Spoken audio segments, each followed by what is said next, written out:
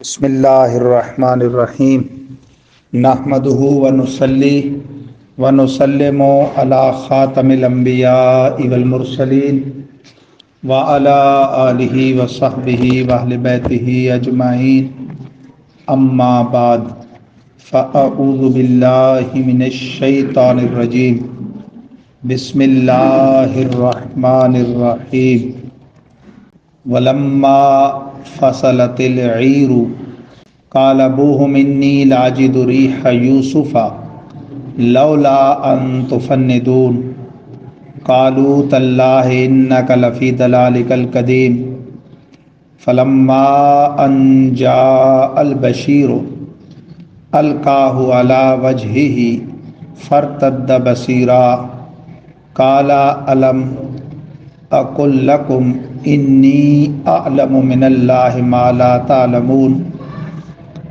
قالوا یا ابانا استغفر لنا ذنوبنا انا کنا خاطئین قال سوف استغفر لکم ربی انہ هو الغفور الرحیم صدق اللہ العظیم وصدق رسولہ النبی الکریم الامین ونحن علی ذالک لمن الشاہدین والشاکرین والحمد للہ رب العالمین ان اللہ وملائکتہ یصلون علی النبی یا ایہا الذین آمنوا صلوا علیہ وسلموا تسلیما صلی اللہ علی النبی الأمی وآلہ صلی اللہ علیہ وسلم صلاۃ و سلاما علیک یا رسول اللہ۔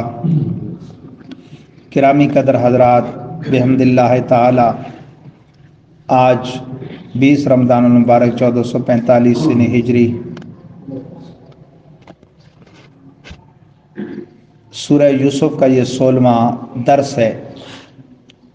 آیات کریمہ نمبر 94، 95، 96، 97 اور 98 پر مشتمل اسب معمول ان آیات بینات کا ترجمہ اور کتب تفاسیر کی روشنی میں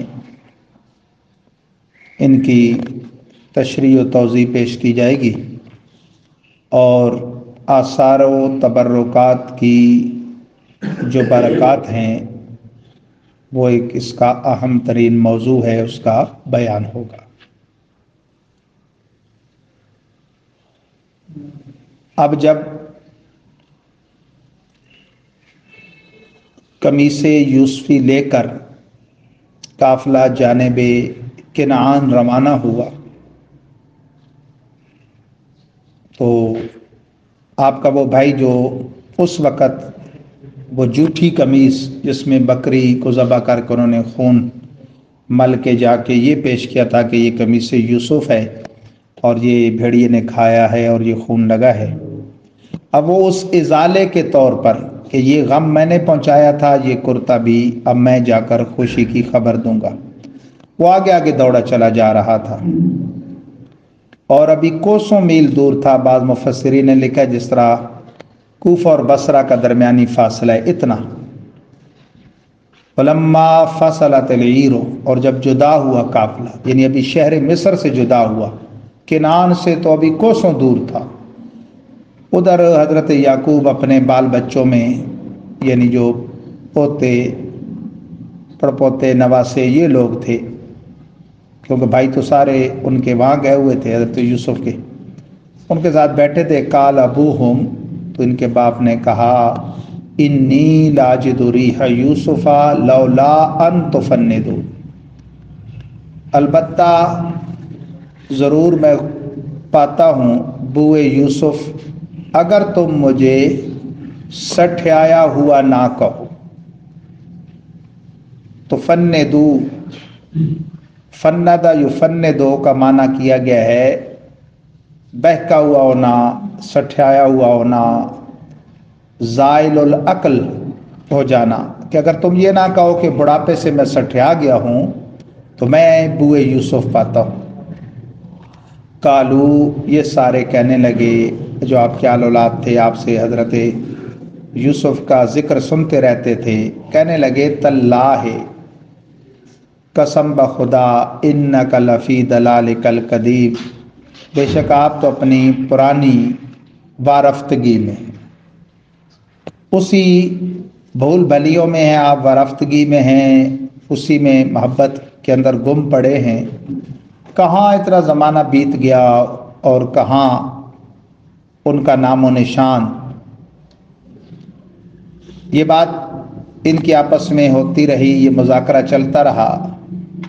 ادھر سے وہ بشیر بشارت دینے والا کرتہ یوسفی لے کر حاضر ہوا۔ فلما ان جاء البشیر، بس جب آیا خوشخبری لے کر آنے والا، القاہ علی وجہہ فارتد بصیرا، اس نے اس کرتے کو آپ کے چہرے پر ڈالا، فوراً آپ کی نگاہ پلٹ آئی۔ عربی کا اصول ہے ایک امر کے بعد دوسرے امر کا ذکر کرتے ہوئے، ایک کام کے بعد دوسرے کام کا تذکرہ کرتے ہوئے دونوں کے درمیان لفظ ثم لایا جائے تو یہ آتا ہے تاکید بدون تاکید بالتراخی کے لیے، یعنی ایک کے بعد دوسرا معاملہ جب کچھ دیر کے ساتھ ہو، اور اگر ثم کی جگہ فا آئے تو یہ آتا ہے تاکید بدون تراخی کے لیے، یعنی ایک کام کے بعد دوسرا کام بغیر تاخیر کے فی الفور ہونا ہو تو اس کے لیے فا لاتے ہیں۔ جیسے قرآن مجید میں اللہ تعالیٰ نے حضرت موسیٰ کلیم کے عصا کے بارے میں فرمایا، اضرب بعصاک الحجر فانفجرت منہ اثنتا عشرۃ عینا، آپ اس کے ساتھ پتھر کو ضرب ماریے، فانفجرت منہ اثنتا عشرۃ عینا، تو اس سے فوراً پانی کے 12 چشمے پھوٹ پڑیں گے۔ ادھر آپ نے ضرب لگائی، ضرب موسوی لگی، چشمے پھوٹ پڑے فوراً۔ یہاں بھی فا کا لفظ استعمال ہوا، معنی کیا ہوگا کہ ادھر القاہ علی وجہ، اس آنے والے خوشخبری لانے والے یہوذا نامی بھائی نے اپنے باپ حضرت یعقوب کے چہرے پر قمیص یوسفی ڈالی، فرتد بصیرا، بس ڈالنے کی دیر تھی آپ کی نگاہ لوٹ گئی۔ یہ اس مبارک قمیص کا اثر تھا جس نے بدن حضرت ابراہیم کو بھی مس کیا۔ یہ وہ جنتی قمیص تھی جو نار نمرود کے وقت بحکم رب جلیل جناب جبریل امین لائے تھے، حضرت یعقوب نے پہنی۔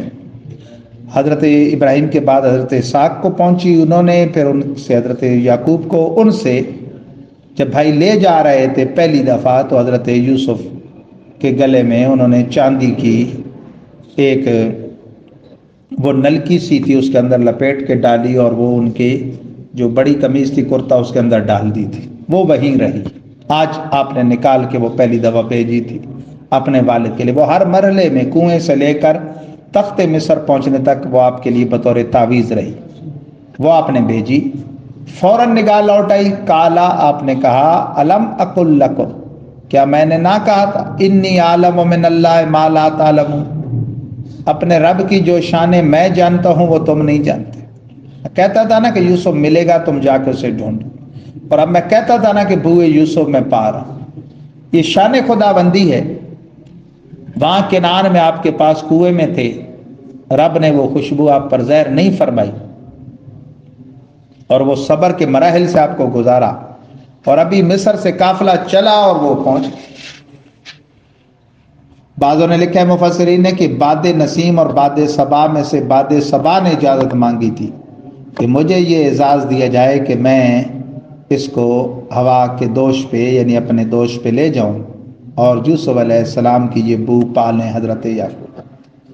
اس لیے باد صبا جب چلتی ہے مشرقی ہوا تو ہر ایک کو فرح اور خوشی اور راحت محسوس ہوتی ہے، باد نسیم میں وہ بات نہیں ہوتی، یہ اللہ کی شان ہے۔ تو فرمایا میں وہ شانیں جانتا ہوں اپنے رب کی جو تم نہیں جانتے۔ ظاہر ہے جو پیغمبر جانتا ہے وہ غیر پیغمبر نہیں جانتا۔ قالو، وہ کہنے لگے، یا بانا استغفر لنا ذنوبنا انا کنا خاطئین، اے ہمارے باپ ہماری بخشش مانگی ہمارے گناہوں کی، بے شک ہم خطاوار تھے. قال سوف استغفر لکم ربی، فرمایا ان قریب میں تمہارے لیے بخشش چاہوں گا اپنے رب سے. انہ هو الغفور الرحیم، بے شک وہ بخشنہار مہربان ہے. یہاں دو مسئلے ہیں، ایک آثار و تبرکات کی برکات، اور دوسرا یہ کہ انہوں نے دعا کو مؤخر کیوں کیا. حضرت یعقوب نے فی الفور ان کے لیے یہ کیوں نہیں کہا چلو بھائی دعا کرو. حضرت یوسف علیہ السلام پیغمبر خدا ہیں، اور ہر وہ چیز جس کو پاکوں سے نسبت ہو جائے وہ اپنی برکات رکھتی ہے. انبیاء کی جو تبرکات ہیں ان سے ایسے خارق عادات چیزوں کا ظاہر ہونا یہ انبیاء کا معجزہ ہے. اولیاء کے جو تبرکات ہیں ان سے ایسی خارق عادات چیزوں کا ظاہر ہونا یہ ان کی کرامات ہے. نبیوں میں چونکہ سب سے بڑے ہمارے آقا ہیں اور ولیوں میں شان غوث اعظم سب سے ماسوا ہے، تو ہمارے آقا سراپا معجزہ ہوئے ہیں اور ان کے فیض سے غوث اعظم سراپا کرامت ہوئے. غوث اعظم درمیان اولیاء چوں محمد درمیان انبیاء. اولیاء میں غوث اعظم ایسے ہیں جیسے نبیوں میں مصطفیٰ جان رحمت صلی اللہ علیہ وسلم. ہمارے آقا صلی اللہ علیہ وسلم کے تبرکات کی بڑی شانیں ہیں. حج کے موقع پر جب سرکار نے حلق کروایا تو صحابہ کی بھیڑ لگ گئی. ہر ایک کی خواہش تھی کہ اس کے ہاتھ میں کوئی نہ کوئی منہ مبارک پہنچے. یہ جو آج تک تسلسل سے چلے آ رہے ہیں یہ انہی منہ مبارک کی برکات ہیں. یہاں تک لوگوں نے دیکھا کہ ان کی تعداد بڑھی، ان کی مقدار بڑھی، درود شریف پڑھا گیا تو ان کا جھومنا ثابت ہے، کیونکہ سرکار زندہ نبی ہیں، ان کے بدن اقدس کی ہر چیز زندہ ہے. حضرت ام سلمہ رضی اللہ تعالیٰ عنہ کے پاس چاندی کی ڈبیا میں سرکار کا منہ مبارک تھا. مدینہ منورہ میں جب کوئی بیمار ہوتا تو پانی میں اسے ڈالا جاتا اور وہ غسالہ جب پلایا جاتا اگلا شفا پا جاتا. مائی صاحب حضرت صدیقہ بنت صدیق رضی اللہ تعالیٰ عنہ کے پاس سرکار کا کرتا مبارک تھا، پیراہن شریف. آپ کے وصال کے بعد آپ کی ہمشیرہ حضرت اسماء کے پاس وہ رہا. جب مریض کوئی ہوتا تو وہ بڑے برتن میں رکھا جاتا وہ کرتا مبارک، اس کا غسالہ اسے پلایا جاتا، اس مریض پہ ڈالا جاتا، وہ شفا پاتا. جب آج کسی نیک بندے کے لعاب میں اگر برکت ہوتی ہے کہ وہ پڑھ کے پھونکتا ہے، دم کرتا ہے تو اس سے شفا ہوتی ہے، تو مصطفیٰ جان رحمت جن کے صدقے یہ دم درود اور یہ وظائف اور یہ کلمات طیبات ملے ہیں ان کی شان کیا ہوگی. ایک منہ مبارک کی برکات میں سے حضرت سیف اللہ خالد جن کا لقب ہے، اسلام میں اللہ تعالیٰ کی تلواروں میں سے ایک تلوار اللہ کے حبیب نے عطا فرمایا. خالد سیف من سیوف اللہ، حبیب خدا صلی اللہ علیہ وسلم نے فرمایا کہ یہ خالد بن ولید یہ اللہ کی تلواروں میں سے ایک تلوار، کسی جنگ میں ان کو شکست نہیں ہوئی. وہ الگ شان خدا بندی ہے کہ ان کی وفات بستر مرگ پہ ہوئی، شہادت نصیب نہیں ہوئی. جسم پہ کوئی حصہ نہیں تھا جہاں زخم نہ ہو، اتنی جنگیں لڑی انہوں نے. حضرت خالد کی فتوحات کی وجہ بھی سرکار کے منہ مبارک تھی. جنگ یرموک میں ان کی ٹوپی گر گئی تو کافروں نے اوپر ہلا بول دیا. ساتھیوں کو ان کی جان بچانے کی فکر تھی اور حضرت خالد بار بار ٹوپی کا پوچھتے تھے. بعد میں جب لوگوں نے پوچھا کتنا دشوار مرحلہ تھا، ہمیں آپ کی فکر پڑی تھی اور آپ کو ٹوپی کی، آپ بچ جاتے ٹوپی بعد میں بھی آ جاتی. فرمایا یہی ٹوپی تو میری فتح کا سبب ہے، اس کے اندر آپ نے پیارے آقا صلی اللہ علیہ وسلم کے مبارک بال سیے ہوئے تھے. تو ہمارے آقا صلی اللہ علیہ وسلم کے تبرکات اور حضور کی نسبتوں کی تو شان ہی نرالی ہے.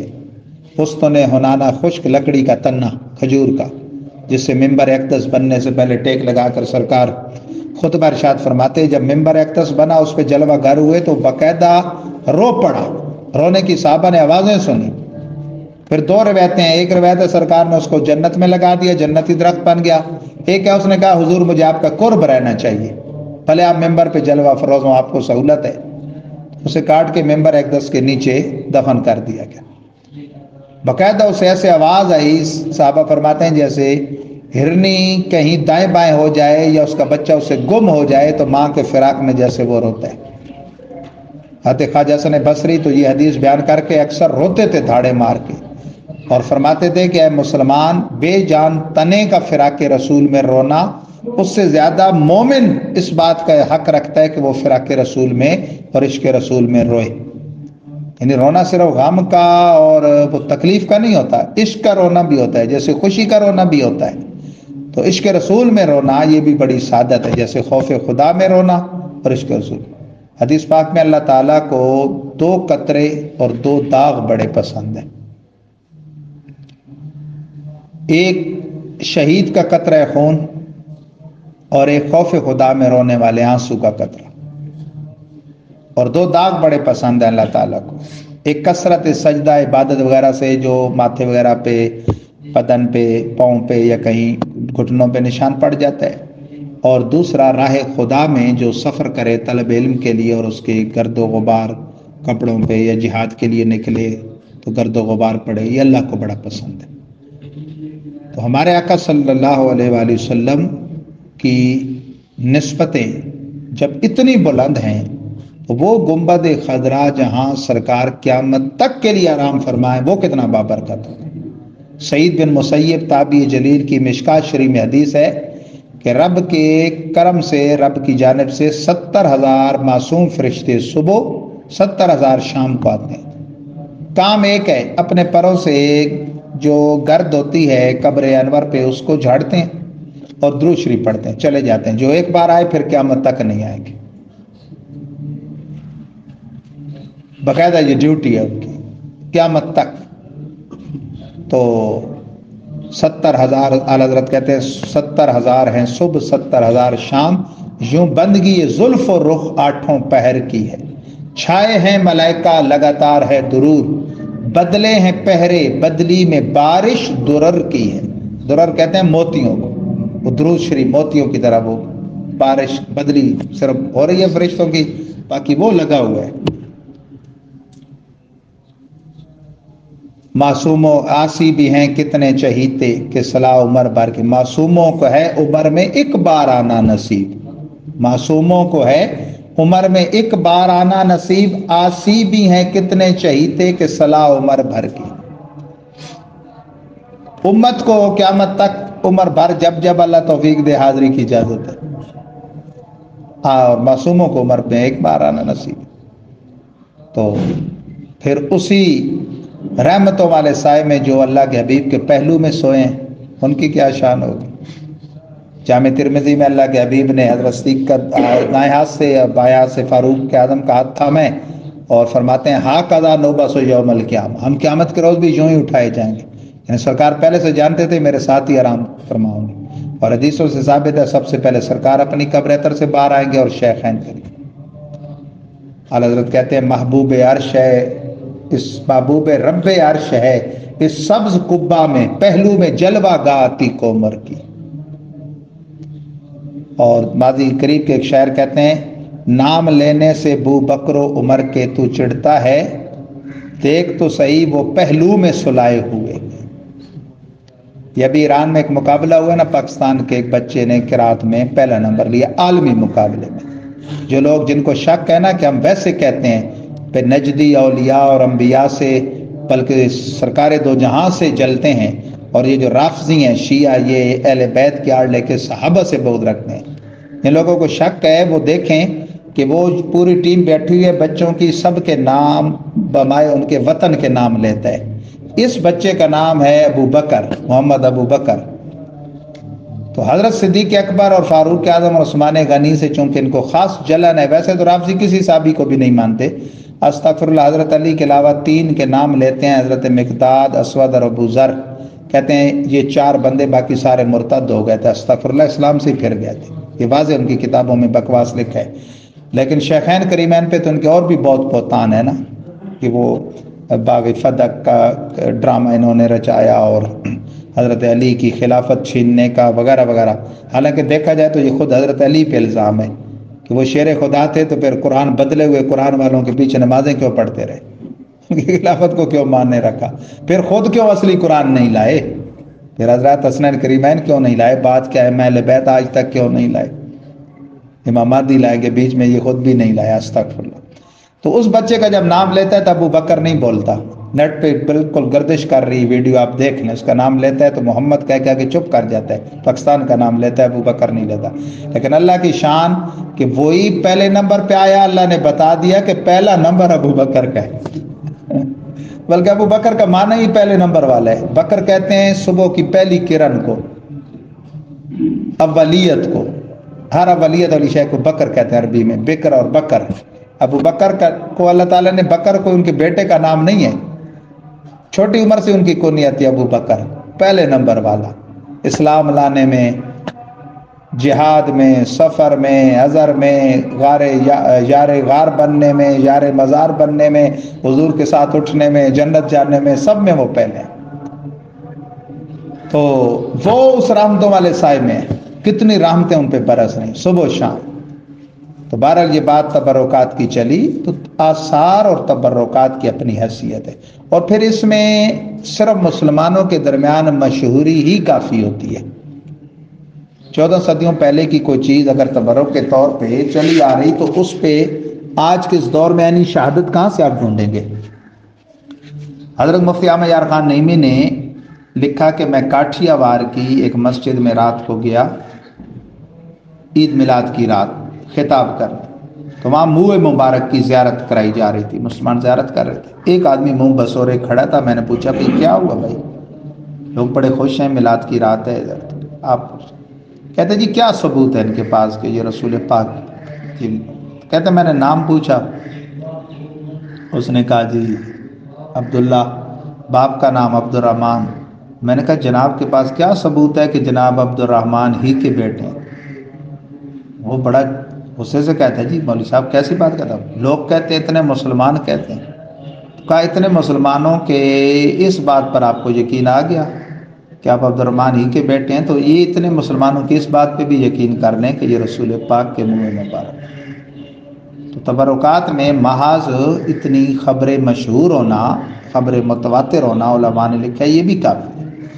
ثواب نیت کر کے زیارت کرنے والے کو تو ملے گا, اب اللہ کے ہاں وہ اگر ثابت نہیں تو وہ ایک الگ بات ہے.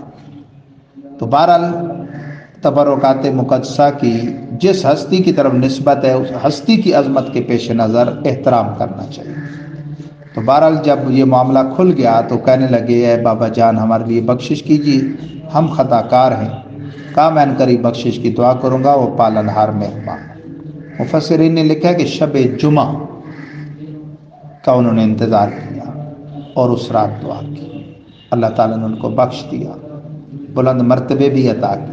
بعضوں نے نبوت کا بھی قول کیا, لیکن جمہور کے نزدیک صحیح یہ ہے کہ وہ صاحبان علم تو تھے لیکن نبی نہیں تھے, برادران یوسف. ہمارے آقا صلی اللہ علیہ وسلم کی بارگاہ میں حضرت علی نے التجا کی, یا رسول اللہ قرآن یاد نہیں ہوتا, چند ایتیں یاد کرتا ہوں, زیادہ نہیں ہوتی, پھر وہ بھول جاتی ہیں. 4-5 ایتوں کی بھی انہوں نے شکایت کی. اللہ کے حبیب نے وظیفہ بتایا, 40-40, 50-50 ایتیں یاد کر لیتے تھے. شب جمعہ سرکار نے فرمایا اول تو تہائی راتیں, جب 3 حصے رات کے گزر جائیں, آخری حصہ ہو, تیسرا حصہ, نہیں تو درمیانی حصے میں, نہیں تو پہلے حصے میں. پہلی میں سورہ یاسین پڑھو, آخری میں سورہ ملک, اور درمیان میں الف لام را اور حامیم السجدہ. فرمایا جی پڑھو اور اللہ سے دعا مانگو, اللہ تعالیٰ سینہ کشادہ فرما دے گا. اور بھی شب جمعہ کی بڑی برکتیں, فرشتے سونے کے قلم اور چاندی کے اوراق لے کر آتے ہیں, ان سے ان کے نام لکھتے ہیں جو شب جمعہ اور جمعہ روز برگاہ رسالت میں درود السلام پڑھتے ہیں. جو کہ مسلمان اس میں مرتا ہے اس سے عذاب قبر اٹھا لیا جاتا ہے. جو کوئی جمعہ کے دن سورہ کہف پڑھے فتنہ دجال سے محفوظ رہے گا. جو کوئی جمعہ شریف کے دن والدین کی قبر پہ حاضری دے وہ قیامت میں والدین کے فرما برداروں میں لکھا جائے گا۔ اللہ تعالی ہم سب کو برکات شب جمعہ اور برکات جمعہ سے مالا مال فرمائے۔